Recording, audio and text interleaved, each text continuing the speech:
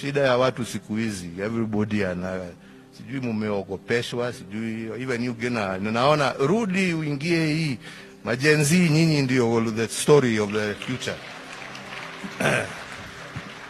Fight for your rights bwana, sio kukakaa hapo mambo mali yenu ichukuliwe na nini, mumeitolea jasho. Msikubali, pambaneni, muhakikishe mumepata haki yenu. Mnasikia nyinyi? Sio kukaa hapo tu, kuna kitu inadumu.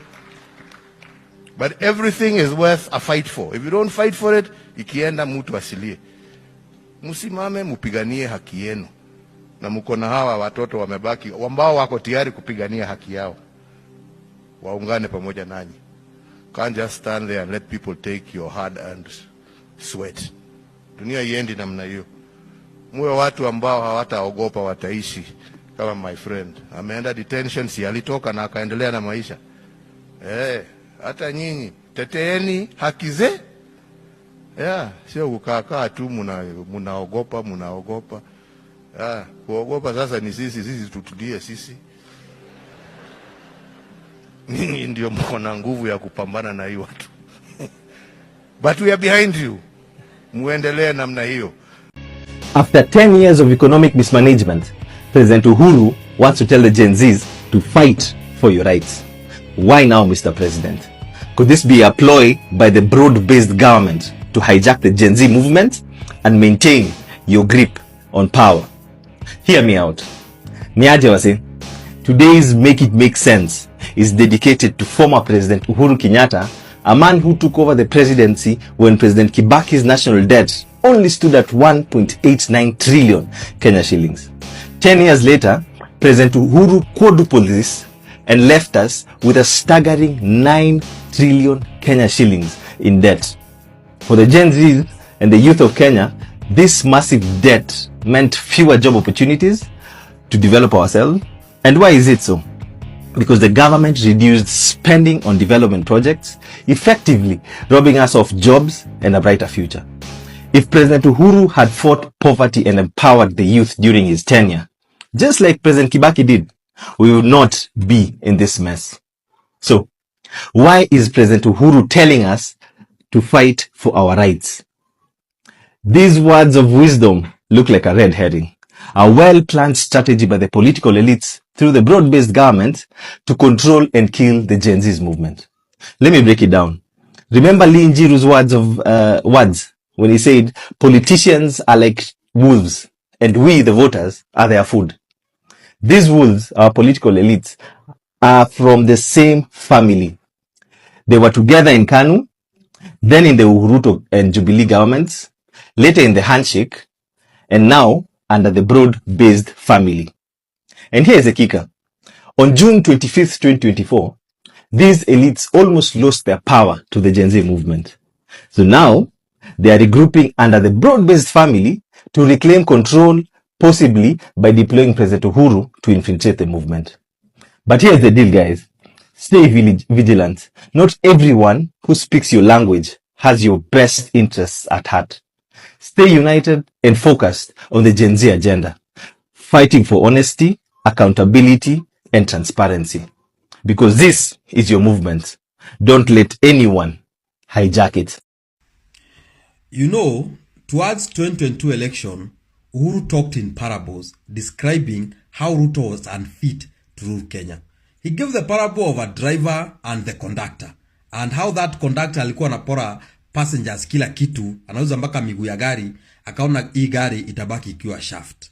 So people usually say Uhuru didn't tell them exactly who the Ruto was. Now Uhuru talked yesterday, and this is what he said. The gist that carried the entire statement was this one. Sio kukakaa hapo mambo mali yenu ichukuliwe na nini, mumeitolea jasho. Msikubali, pambaneni, muhakikishe mumepata haki yenu. Mnasikia nyinyi? Sio kukakaa hapo tu. Unasikia? Ati sisi mnakaa tu hapo na mali yenu inaibiwa. And this mali yenu inaibiwa, me I will tell you what this is all about. You know, there is rumors that Ruto is leasing Garana Kurau 200,000 acres for 105 billion peke yake. What does that mean? Ebu fanya 105 billion divide by 200,000 acres of land. Utaona Ruto is leasing 1 acre of land for 99 years for only 500,000.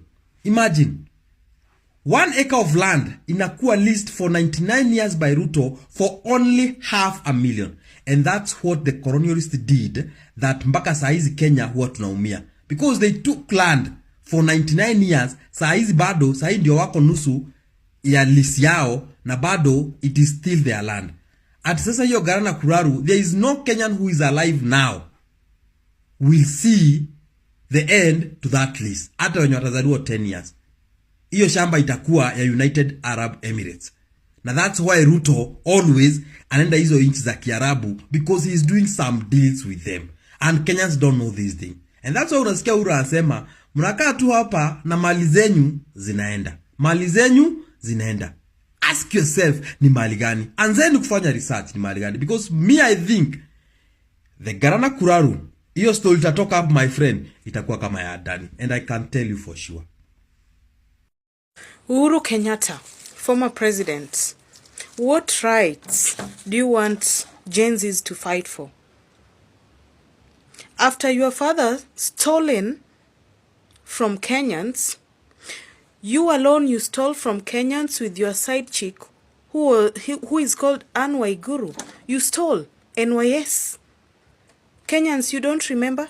If genz are supposed to fight for their rights, then we should fight Uhuru Kenyatta, because he's a big thief and a con man. You think that we don't know? Huyo mtu ni mkabila namba moja. When the same Ruto is fighting now, I'm not supporting Ruto. When the same Ruto gave him positions, he appointed his people, his right-hand men, and yet he is asking genz to fight for their rights. When genz went to the streets to fight for their rights, he sent Raila Amolo Odinga to help Ruto. So huyu ni mtu anawapima wakili wa Kenya. Msilale, genz don't sleep. These people are after their own interest na tumbo zao. Uhuru Kenyatta is a thief. The former president, I'm saying this, the former president is a big thief. His father stole from us. His father killed our Luo men, very, very powerful Luo men. His father killed them. Okay? So Uhuru haezi tuletea hapa na tudanganya hapa. You can't. We will start by you. We will start with you first.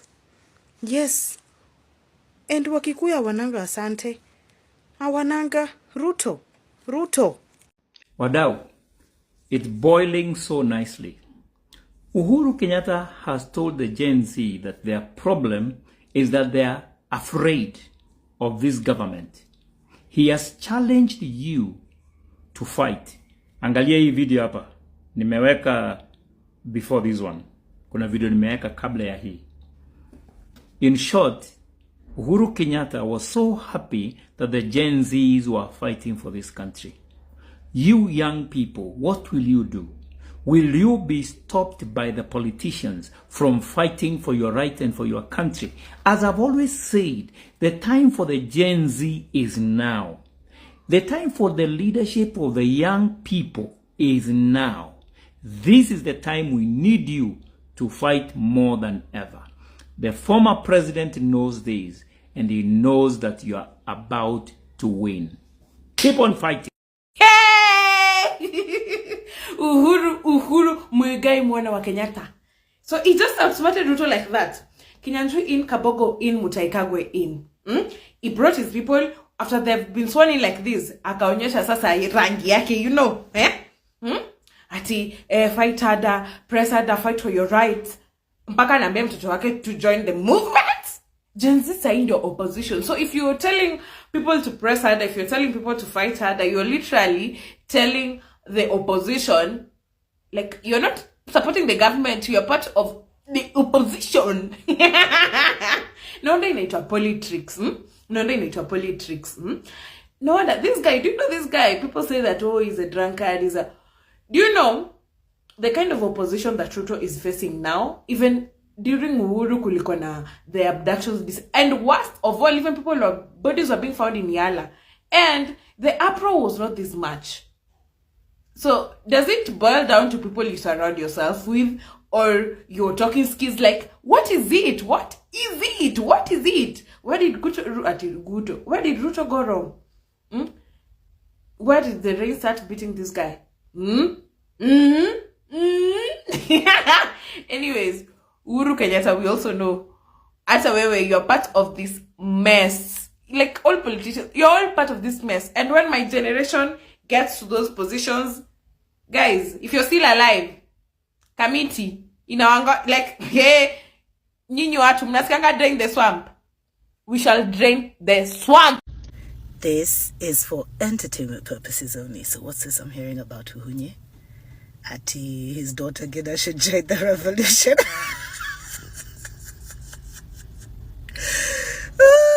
You'd think he's not part of the problem, man. Isn't this the same Uhunye whose family stole trillions in the Eurobond scandal? Remember, the Eurobond never hit Kenya.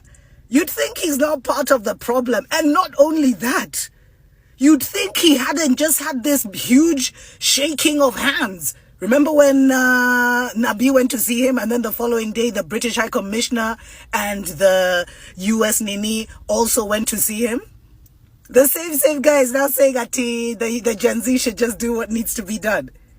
Like he's not part of the problem.